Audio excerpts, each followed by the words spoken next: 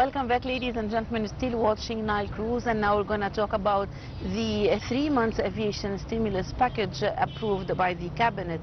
And following its approval, an exceptional 3-month incentive package jointly proposed by the Ministries of Tourism and Civil Aviation is set to take effect on June the 1st, designed explicitly to mitigate the impact of regional challenges. This urgent stimulus program targets 2 of Egypt's primary tourism gateways, Hurghada and Sharm el-Sheikh. And to talk more about this initiative, we are very delighted to have with us here Dr. Atef. He's a tourism expert. Thank you very much, Doctor, for joining us today in Nile Cruise. Thank you. Thank you, Doctor. Doctor, we want to talk more about this initiative, and from a market perspective, how critical is this upcoming 3-month summer window from June to August for international tour operators finalizing their holiday packages? It's a good decision that the Ministry of Tourism and Civil Aviation has done. Yes. By giving discounts, if we can say, to the services of the aeroplanes, the charter flights that comes to Egypt. Yeah. And they chose June to August because this is the peak of the summer holidays in the European markets. So this will encourage lots of European agencies to activate their charter flights to Egypt. Yes. And especially Hurghada and Sharm el-Sheikh. Yeah, I was just going to ask you about this 2 destinations, in particular Hurghada and Sharm el-Sheikh. Why the cabinet decided to focus these exceptional incentives to these 2 cities? Because those 2 cities are considered to be summer resorts, and they have the infrastructure ready to accommodate thousands and thousands of travelers who would come to Egypt in the summer holiday. So that's why they chose Hurghada and Sharm el-Sheikh, because they are the best summer resorts that we have in Egypt. And how do financial reliefs like reduced airport fees directly influence the charter flight operators' decision to maintain or increase their routes to a specific destination, Dr. Definitely, this will increase the services and will allow more flights to come. The charter flight is considered to be relatively inexpensive. So by using the charter flights, they need to reduce the cost of the services at the airports, and the profit of the agencies will be from the travelers themselves who come to Egypt. So that's why this is a very good decision and encourages lots of charter flights to come to Egypt. Of course. Dr. Amr, how do the international travel agencies view the government's condition that airlines must show an overall net growth in flights from 2026 to fully benefit from these parts? I mean, again, by reducing the cost of the services at the airports, that will encourage the charter flights to come to Egypt, and we will benefit from it as a destination, and will be competing with other Western destinations also. And we need to target new markets, like the Czech Republic and Poland, for instance. We need to target those markets because the weather in Sharm el-Sheikh is suitable for them all year round. So I think that will help in the attracting more tourists from this country. Yes. And Germans also, I think. And Germans, yes. They like Hurghada. Hurghada, yes. And Russians. And Russians, of course. Yes. Yeah. Dr. Amr, in your view, will this growth requirement encourage airlines to introduce entirely the new European source markets, or will they simply increase the flight frequencies from existing ones? They will increase the flights. And will both. It will happen. I mean, they will increase the flights from the existing ones and will encourage new markets to come to Egypt, and especially that the weather in Sharm el-Sheikh and Hurghada is suitable, and the word of mouth is there already because the resorts have been operating for years and years. So I think that's a good decision, and will encourage the travelers to come to Egypt. But we need to do some raising awareness Yes. to the travelers when they come here, Yeah. especially to Sharm el-Sheikh and Ras Mohammed, because of the corals and that we have, and that's considered to be national protectory parks. Yeah. So we need to raise awareness of the travelers when they come to Egypt to take care of the corals and don't abuse the natural resources of Egypt. And this will happen through the diving centers and through the travel agencies here. They do briefings to the travelers, and among the briefing they can tell them to be careful with the protectory areas. I think most of the tourists know this, Dr. Amr. Unfortunately, the damage that they know, but they need, I think, some raising awareness as well, because in the past, So we can make campaigns through social media. through social media. The centers. Yes, and the centers, and that will be part of the briefings Yeah. that's given to them before diving and snorkeling. Okay. Dr. Amr, given that Hurghada and Sharm el-Sheikh already saw strong passenger traffic this past April, do you believe these new June measures will push the local hotel occupancy rates to maximize Yes. capacity this summer? Yes, definitely.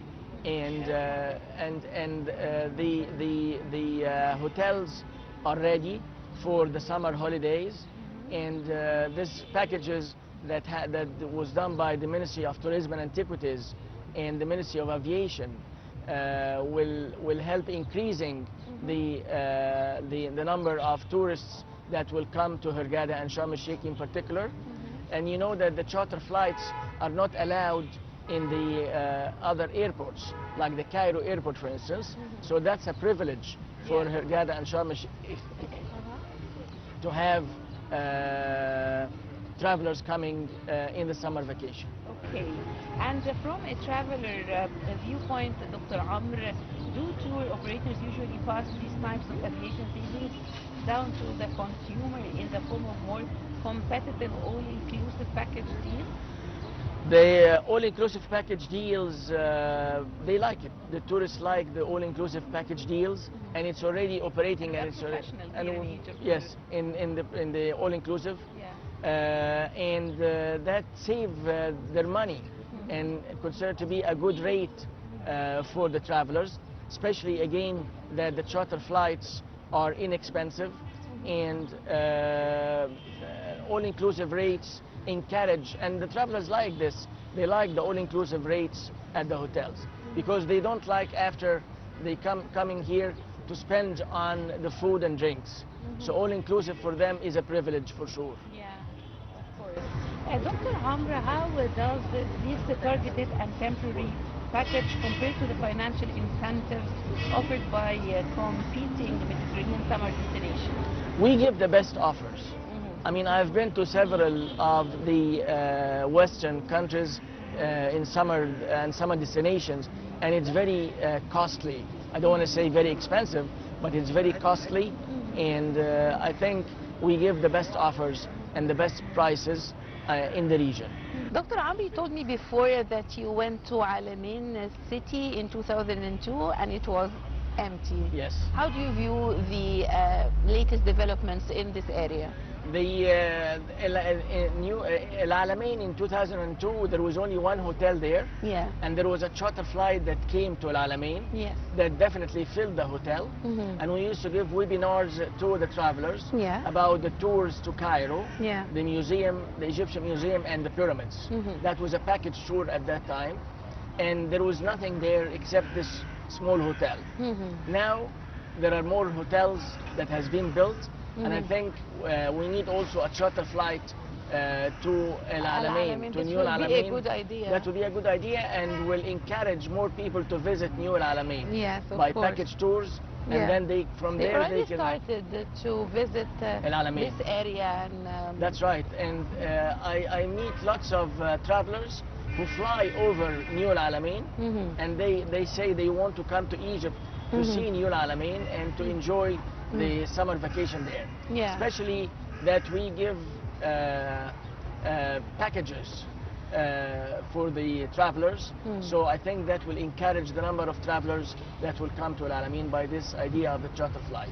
Yeah, and do you think, Dr. Amr, that these packages of the charter flights must include some promotions for visiting the Grand Egyptian Museum and Cairo also? Yes. Not only Sharm el-Sheikh and Hurghada? I mean both, in Sharm el-Sheikh and Hurghada and Al Alamein, New Al Alamein, we should include packages to visit Sharm el-Sheikh and to visit the Grand Egyptian Museum and the pyramids.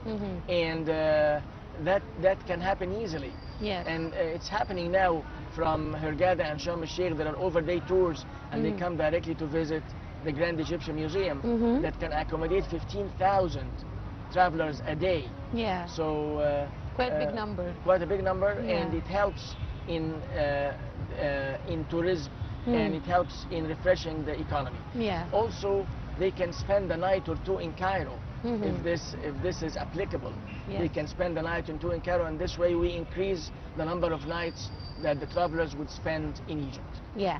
Dr. Amr, we want to talk more about the role of social media and marketing these initiatives. How can we benefit from social media to tell the whole world about our initiatives?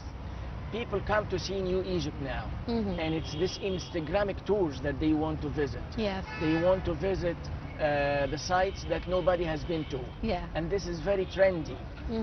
They go to tombs that has not been opened for visitors before. Yes. They go to visit pyramids that has been recently discovered, or tombs that has been recently discovered. So it's this Instagramic tours that people are after, and they take a picture and they post it on social media, like Facebook and Twitter and what have you. Yes. I think that encourages tourism in Egypt for sure. And how about Luxor and Aswan, Dr. Amr? What are the latest developments concerning this area? Luxor and Aswan, in Aswan, unfortunately, we don't have enough hotels Yes. in Aswan. So what solved this problem was the boats, the cruise ships, because we have lots of cruise ships. So people do the cruise from Luxor to Aswan or from Aswan to Luxor. But they don't have cruise ships, they don't have enough hotels in Aswan. Whereas in Luxor, there are more hotels. So we need to build some hotels in Aswan to be ready for a high season, especially after opening the Grand Egyptian Museum and expecting or targeting the 30 million travelers by year 2030, inshallah. Yeah, inshallah. Doctor, what are your expectations for this summer, talking about tourism and tourist flows to Cairo here? The government did a good job by all the deals and the packages they gave and they made. And that shows that it's a priority. Tourism is a priority because it's #1 industry in Egypt. Yes. So that shows that the government cares about tourism and people in charge cares about tourism. And I think we're expecting a good summer this year, especially after all the resorts that has been opened and after all the deals that has been made with the summer resorts. Dr. Amr, tell me more about the impact of the grand opening of the Grand Egyptian Museum that was in last November 2025. Tell us more about the impact of this opening on the flow of tourists so far. People come from all over the world to visit the GEM, the Grand Egyptian Museum. And it's considered to be the largest museum that was built for accommodating one civilization worldwide. Yes. The museum was inspired by the pyramids. And that's why when you go to the museum, you see everything looks like a pyramid inside the museum. The artifacts there is displayed in a way that shows the glory of the ancient Egyptian civilization. And the feedback we get, people always say, this is the best museum that we have ever been to. People come from different countries, like from the Gulf countries, and from Europe, especially after all the troubles that was taking place in the area. Yeah. So they come and they visit the the GEM, the Grand Egyptian Museum, and the pyramids.